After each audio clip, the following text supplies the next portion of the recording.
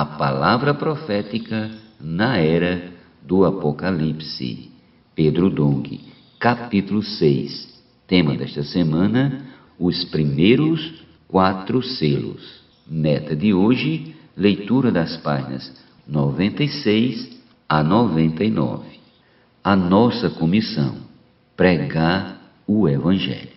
Depois dessa explicação, abordaremos os 4 selos sobre outra perspectiva. Os 4 cavalos representam a história da humanidade depois da ascensão de Cristo. A partir do dia de Pentecostes, quando foi solto, o cavalo do Evangelho saiu correndo. Ao mesmo tempo, também saíram correndo os cavalos da guerra, da fome e da morte. Então, os 4 cavalos estão correndo paralelamente até hoje. Por isso precisamos correr para pregar o Evangelho, pois a igreja recebeu essa grande comissão de Deus. No Evangelho de Mateus lemos: Jesus, aproximando-se, falou-lhes, dizendo: toda autoridade me foi dada no céu e na terra. Ide, portanto, fazei discípulos de todas as nações, batizando-os em nome do Pai, do Filho e do Espírito Santo, ensinando-os a guardar todas as coisas que vos tenho ordenado. E eis que estou convosco todos os dias até a consumação do século. Mateus capítulo 28, do 18 ao 20. Esses versículos englobam tudo o que está acontecendo em relação à pregação do Evangelho por parte da igreja. Nosso cabeça, Cristo, recebeu toda a autoridade no céu e na terra. Não precisamos ter medo, pois o Evangelho, o poder de Deus, é o leão que se pode soltar. Basta apresentá-lo a alguém. Se você apresentar o Evangelho sem florear, sem artifícios, ele salvará pessoas. Vejamos trechos dos versículos citados acima. Ide, portanto, precisamos ir e apresentar nosso corpo como sacrifício vivo, santo e agradável a Deus, pois se não fizermos isso, não teremos como levar o Evangelho adiante. E ainda, fazer discípulos de todas as nações, batizando-os em nome do Pai e do Filho e do Espírito Santo. Isto é, as pessoas salvas pelo Evangelho precisam ser colocadas dentro do corpo de Cristo, da Igreja, e ali serão ensinadas a guardar todas as coisas. A partir daí, temos a responsabilidade de criar redes de cuidados para os recém-convertidos. Além de cuidar dos aspectos específicos da necessidade de cada um, é preciso fazê-los guardar todas as coisas que o Senhor nos tem ordenado. Precisamos apacentá-los, pastoreá-los, orientá-los, instruí-los, educá-los e ainda incluí-los nos serviços da igreja, de tal modo que participem de sua edificação. Tudo isso é para que todos sejam vencedores no dia da vinda de nosso Senhor Jesus. Continuando, eis que estou convosco. O Senhor está conosco todos os dias. Por um lado, Ele está no céu, assentado à direita de Deus. Por outro, por meio do Espírito, Ele está conosco. Quando pregamos o Evangelho, Ele está conosco. Quando cuidamos das pessoas, Ele está conosco. Estamos do lado do cavalo branco. No Evangelho de Marcos lemos: e disse-lhes: ide por todo o mundo e pregai o Evangelho a toda criatura.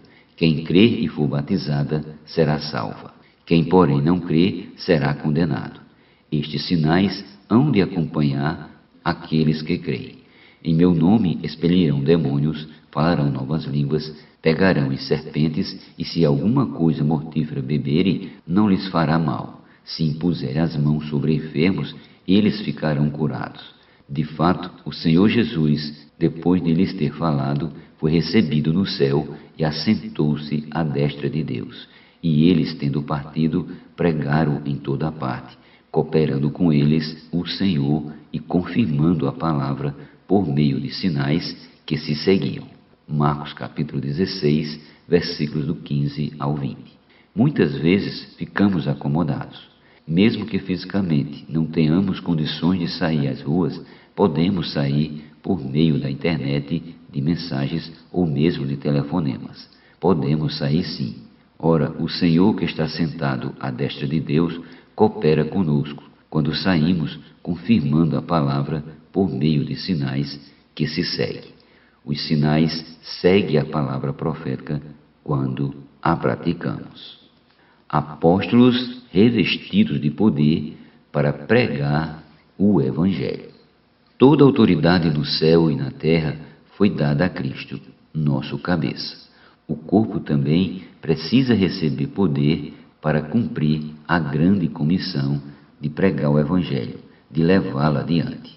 Em Lucas lemos: e lhes disse: assim está escrito, que o Cristo havia de padecer e ressuscitar dentre os mortos no terceiro dia, e que em seu nome se pregasse arrependimento para a remissão de pecados a todas as nações, começando de Jerusalém. Vós sois testemunhas destas coisas.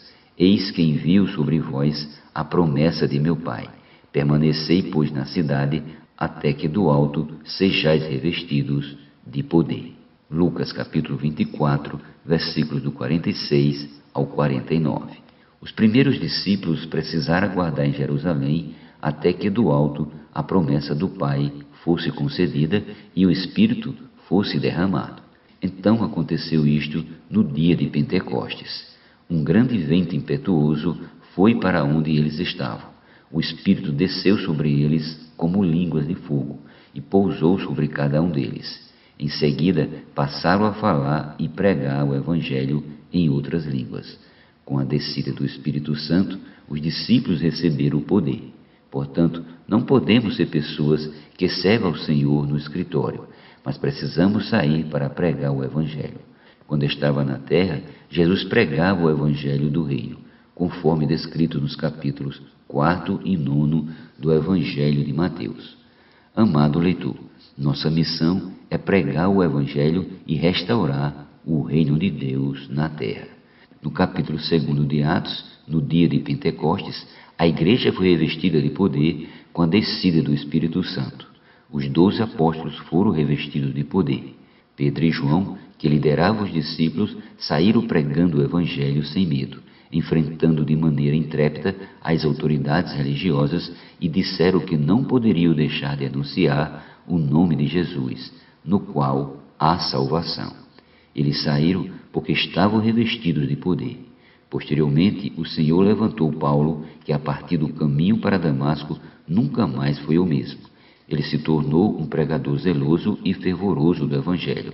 Viveu uma vida de sacrifício, sofrendo perseguições, açoites e toda sorte de punições e castigos, e por fim foi martirizado. Paulo foi muito usado por Deus. Ele iniciou uma grande obra no meio dos gentios a partir de Antioquia, conquistando as regiões da Galácia, Cilícia e Ásia Menor. Deus o fez atravessar o mar Egeu, alcançando o continente europeu, onde ganhou toda a Macedônia e a Acaia. Finalmente, quando Paulo foi para Roma, o Evangelho chegou à capital do Império Romano, o centro da Europa. Como é grande o poder de Deus! Por intermédio de Paulo, o Evangelho se espalhou pela Europa. Por isso, não fiquemos passivos, esperando algo acontecer. A igreja tem a comissão de pregar o Evangelho do Reino.